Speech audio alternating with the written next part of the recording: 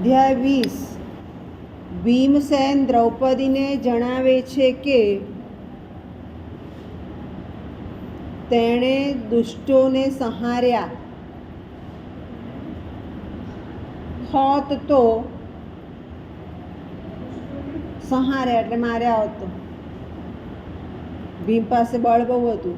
બાહુબળ માટે 3 જણા વખણાયા, ભીમ, બલરામ અને ઉદ્ધવજી. એનું બાહુબળ બહુ હતું. સંહાર્યા હોત તો આ દશા ન આવત, આ દશા ન આવત. હવે તે સતી સ્ત્રીઓના ઉદાહરણ આપીને થોડો વધુ વખત સહન કરવા સલાહ આપે છે.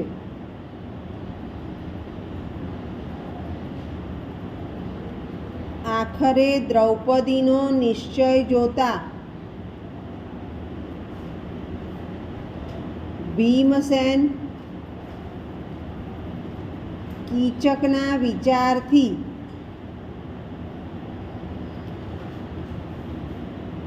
ક્રોધપૂર્વક પોતાના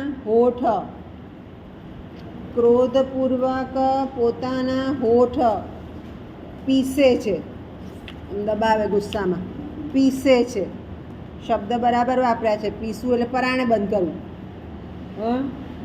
ઠાલવવું એટલે મનની વેદના કહેવી. શબ્દ આપણે ભાષાના માણસોને ખબર હોવી જોઈએ. અધ્યાય